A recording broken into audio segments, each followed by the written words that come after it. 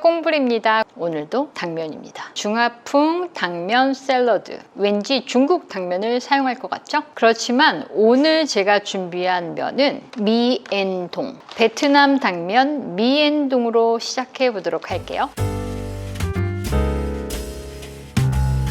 베트남에는 여러 종류의 당면이 있지만 가장 유명한 것이 바로 이 미엔동입니다. 미엔은 당면, 동은 베트남에서 재배하는 독리에잉이라는 식물을 말합니다. 독리에잉은 우리가 흔히 먹는 칡이 아니라 칸나라는 식물의 굵은 뿌리 줄기에서 전분을 얻습니다. 예전에는 이 뿌리를 갈아서 전분을 가라앉히고 걸쭉하게 반죽한 뒤로 틀에 눌러 면을 뽑아 햇볕에 말려서 당면을 만들었다고 해요. 오늘 사용하는 제품도 성분표를 보면 에로루트라고 쓰여 있습니다. 해외에서는 이런 뿌리 전분을 에로루트라고 표기하는 경우가 많은데요. 실제로는 베트남에 독리에잉 전분을 사용하는 미엔동 제품이라고 합니다. 베트남에서는 닭고기에 당면을 넣은 국엔 미엔가, 그리고 게살 당면 국엔 미엔꾸어, 그리고 장어 당면 국엔 미엔루온처럼 명절이나 손님상에도 자주 사용하는 귀한 식재료입니다. 그런데 오늘 만드는 요리는 중화풍 당면 샐러드입니다. 왜 베트남 당면을 사용할까요?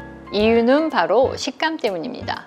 미엔동은 오래 버무려도 쉽게 퍼지지 않아요. 쫄깃하면서도 탱글한 식감을 자랑하고 그대로 유지합니다. 아주 오랫동안이요. 그래서 차갑게 버무려 무쳐 먹는 샐러드에 아주 적합하다고 합니다.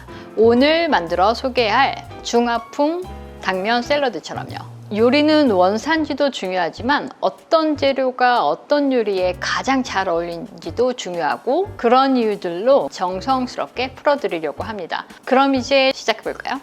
전처리가 살짝 필요해요. 숙주나물은 뜨거운 물에 살짝 포칭해서 물기를 짜주세요. 미엔동을 찬물에 30분에서 1시간 정도 불렸다 뜨거운 물에 30초에서 1분 정도 데쳐낸 거예요. 데쳐낸 후에는 전분기를 살짝 좀 빼주셔야 되는데 찬물에 슬렁슬렁 씻어서 이렇게 채반에 받쳐두시면 돼요. 길이가 좀 길 수도 있으니 먹기 좋은 길이로 조금 잘라주시는 게 좋고요. 오이, 그리고 당근, 채를 썬 다음에 소금을 조금씩 뿌려서 특유의 약간 좀 흙냄새라든가 이런 것들을 조금 빼주었어요. 그렇게 해서 물에 살짝 헹구거나 아니면 그냥 면보에 꼭 짜서 이렇게 준비해 주시면 될 것 같아요. 스팸을 사용할 거예요. 계란 스크램블을 살짝 만들어 볼 거예요. 계란은 미리 설탕 2꼬집 정도와 미림을 넣었어요. 계란의 비린맛도 그다음에 양념도 조금 해둔 건데요. 이렇게 가볍게 스크램블을 만들어 둡니다. 채 썬 스팸을 기름을 두르지 않고 살짝 데워주듯, 기호에 따라서 야채들도 살짝 볶아 식힌 후에 버무려 주셔도 되고요. 이 요리 자체는 차갑게 무쳐 먹는 거긴 하지만 면이랑 다 같이 살짝 볶아 드셔도 아주 맛있습니다. 자, 됐습니다. 소스를 만들어 볼 거예요. 설탕, 부엉이 곶감 맛간장, 당도가 조금 낮아서요. 만일 다른 맛간장을 가지고 계시면 설탕을 조금 줄이셔도 되세요.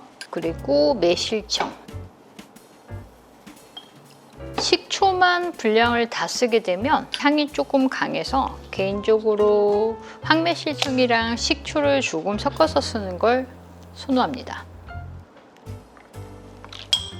참기름 좀 많이 잘 섞어주세요. 이제 합체하면 됩니다. 당면과 숙주나물,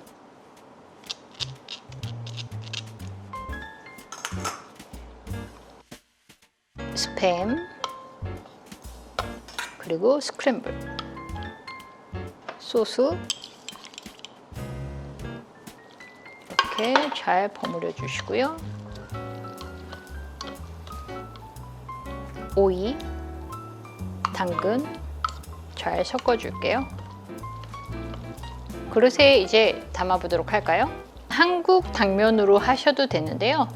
볶아서 드시는 것도 조금 색다른 맛이 나고 지금처럼 약간 재료들을 묻혀서 먹는 것도 좀 색다른 맛이 나니까 꼭 한번 만들어서 비교해 보시면 좋을 것 같아요. 한국 잡채랑 어떻게 틀린지. 우리나라엔 고구마 당면이 있습니다. 또는 태국의 버미셀리 같은 당면으로 다시 한번 만들어 보시는 걸 추천해 드려요. 같은 레시피라도 어떤 재료를 쓰느냐에 따라서 맛이 확 달라질 수 있거든요. 레시피를 외워서 하기보다는 식재료를 이해하는 데부터 시작되어야 된다고 생각해요. 다음 시간에는 또 어떤 식재료가 어떤 나라를 거쳐 우리 식탁에까지 오르게 되었는지 함께 여행해 보도록 할게요. 다시 맛있는 이야기로 찾아뵙겠습니다. 좋아요, 구독하기 부탁드릴게요. 감사합니다.